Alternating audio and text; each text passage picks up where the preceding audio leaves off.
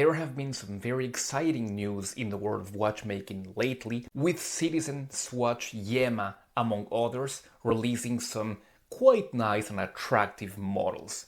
We're gonna discuss it all in this video. So let's talk about the horological news for this month of June 2025. First of all, the exciting news from Citizen. Right after releasing the arguably really beautiful V2 of their Zenshin 300 that I have here, that is just beautiful. If you have not seen the review of this watch, I'm going to leave it in the description. They have also come up with the Chronograph version, and that one is quite improved as well. Titanium as last year's was, however, it comes at a much more wearable diameter, down from the quite gargantuan 42.5 to a more wearable 41 millimeters. It is still quite slim at 11.68. I don't have info about log to log, but it is already out for sale, and it is called the Zenshin Senki. Apart from the changing dimensions, the dials have changed quite a bit as well.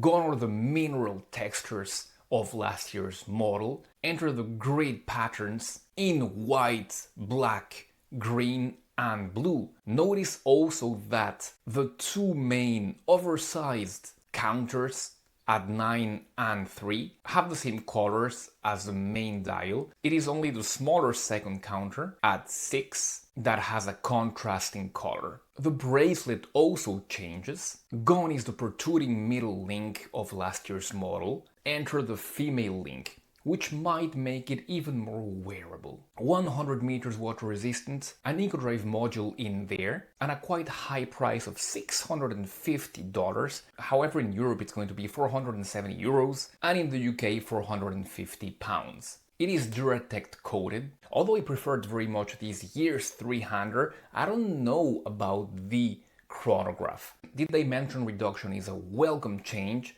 However, aesthetically, I believe that last year's version was a little bit nicer looking, but that is just my taste. Watch number 2 is the new version of the Swatch Blancpain, or rather new color, that they have called the Green Abyss. It has kept pretty much the same specs from the models that came before it, but it adds now a new color, a military color. The case and bezel are still made out of Swatch's now pretty well-known bioceramic. Either you like it or you do not.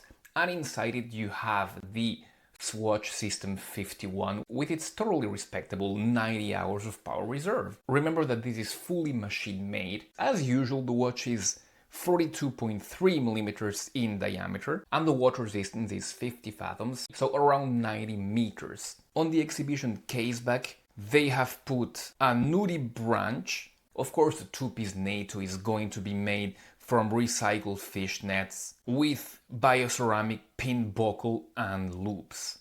Nothing really new under the sun with this one, but for the color change. The price is going to be $400, and it's going to be releasing on the 7th of June, so really soon.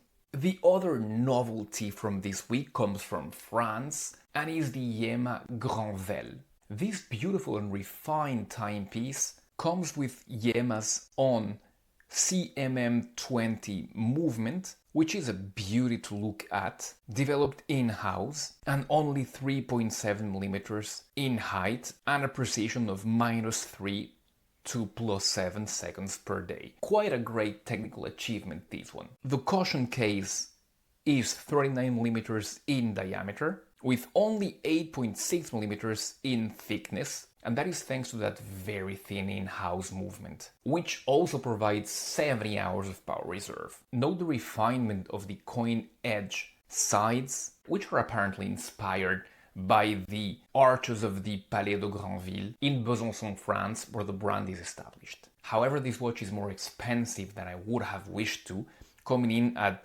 right under 2,000 euros. The next watch in the selection is a Saint Martin. Yes, I'm also gonna be talking about Chinese watches here. And it is the Saint Martin 147. We do not have a release date or a price for this one, but it is going to be a 1,000 meter original design Saint Martin watch. It should be coming really soon, I will let you know, but the only thing we have for now are some pictures from an Instagram post posted by Saint Martin, so we know this one is coming. And you can see a beast of a watch with a very angular case, metallic bezel and bezel insert, and an engineer bracelet. We'll let you know when Saint Martin unveils more about this watch. And the last watch of the selection is the limited edition Citizen Aqualand 40-year anniversary. I know that these already exist on the market, but this anniversary version is quite special. The original model came in 1985 and was actually the first wristwatch to incorporate a depth gauge. And it is, even now 40 years later, one of the best way to safely dive without having a huge dive computer on your wrist. Of course, you will not have all the functionality that a dive computer offers, but at least you'll have downtime and even some logs of your previous dives. So this is a very competent diving instrument. If you want to know more about what this watch does, I'm going to leave you the history in the description of the video. But the original one came in 1985, and here Citizen is reviving the model with the golden accents. Same functionalities that you've got on the usual version, only this one is limited to 5,800 pieces around the world, and it is available right now for a little bit under 500 euros, which is quite sensible, knowing that the usual non-limited edition goes for a little bit under that price. Thank you so much, guys. I hope you enjoyed this month's news. I'm gonna leave you here with some other great news that we have talked about before, and I'm gonna leave you here with some great watches that I recommend that you take a look at. Thank you so much, and I'll be seeing you really soon in this video.